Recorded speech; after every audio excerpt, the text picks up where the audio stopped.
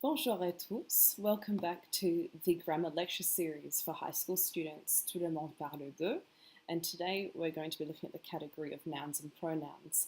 In particular, we're going to look at this topic, les pronoms compléments d'objet, quite simply in English that is object pronouns, but in French we have this word complément because, as we'll see once we start to get a little bit more into detail with object pronouns in French, when we stick in these object pronouns, we're going to also agree with gender and plurality, as we usually do in French, which is very important.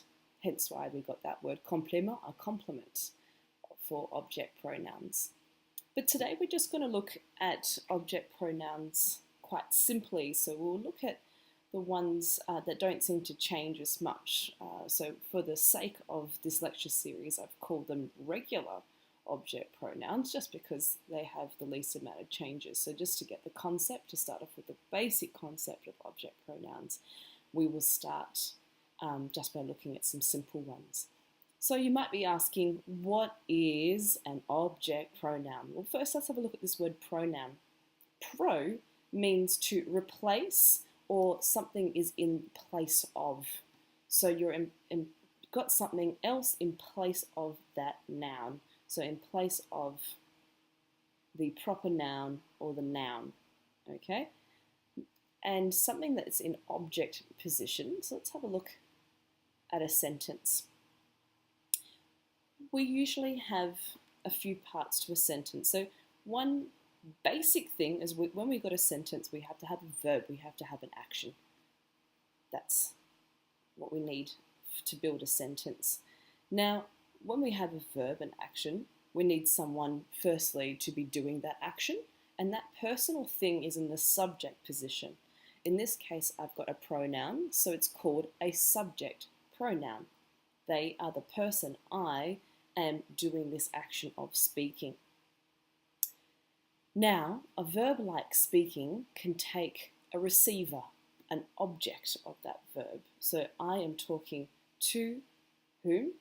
I am talking to you, and you, as the receiver of that action, are in the object position. Now, we can have people or things as well in this position. For example, I eat, I being the subject, the person doing the action, eat, the verb, and apple is in the object position. So we can have a thing there too.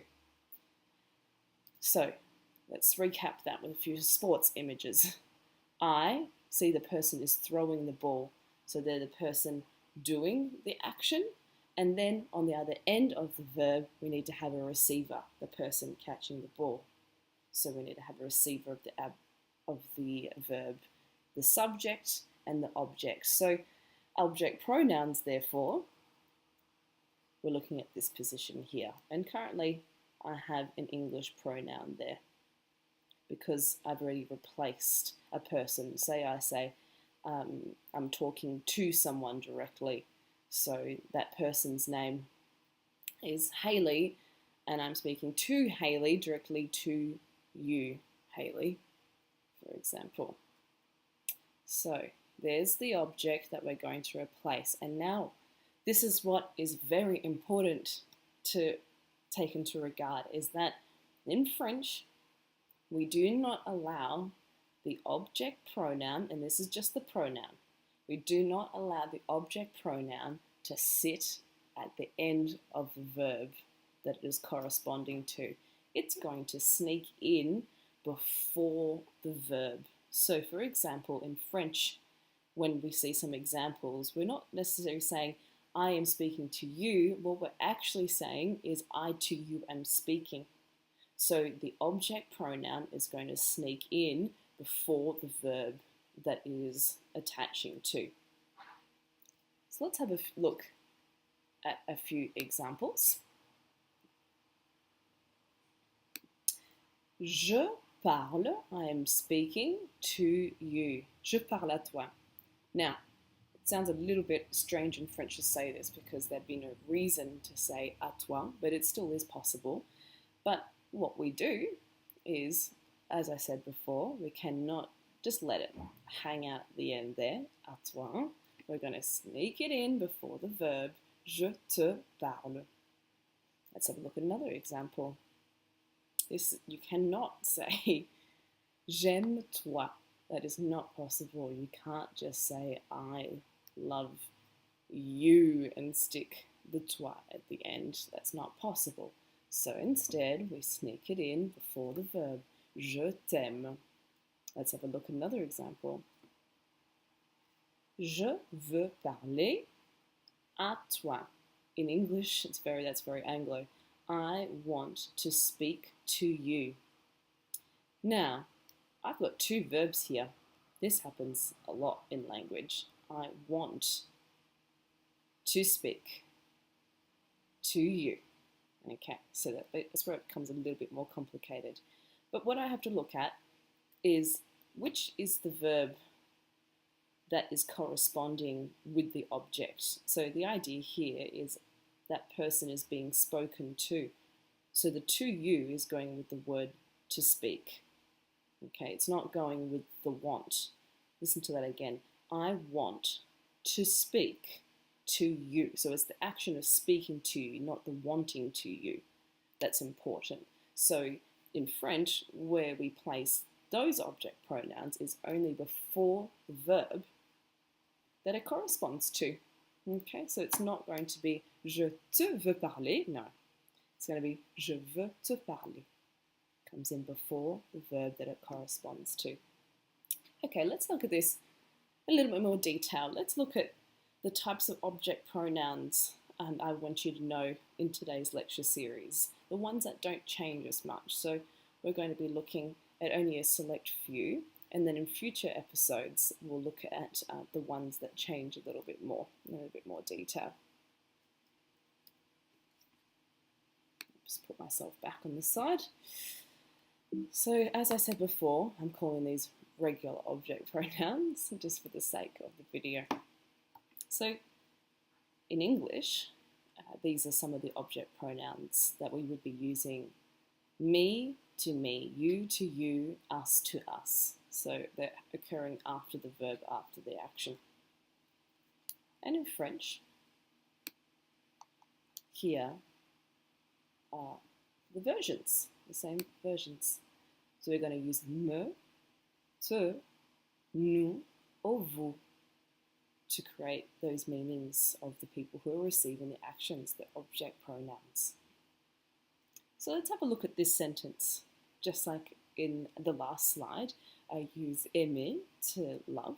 So let's have a look at the different ways that we can substitute that position where the object pronouns fall in this sentence of I love someone.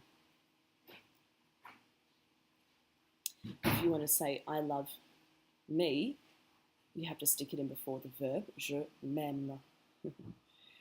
If you want to say I love you, stick it before the verb, je t'aime. I love us, the nous comes in before the verb again, je nous aime. And this is what I hear a lot of times, it's called love you guys. This would be quite helpful perhaps for you guys at school. You can start to say now, je vous aime les gars. Oh. Okay. Let's have a look at a few more examples now. And this time, I'm going to get you to have a go. All right, I give you a present.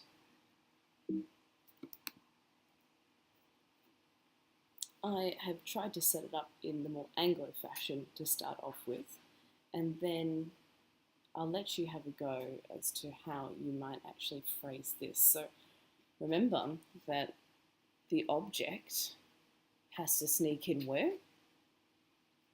Before the verb. So in this sentence, the verb is donner. I give something to someone. So when we put that into a proper sentence, we're going to get je te donne un cadeau. Je te donne un cadeau. Okay. Now I'll let you have a bit more of a go.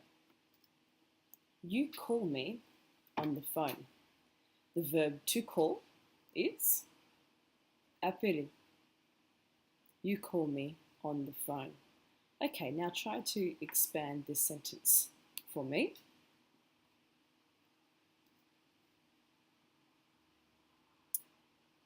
And now, where do we want to put the object pronoun? For the verb.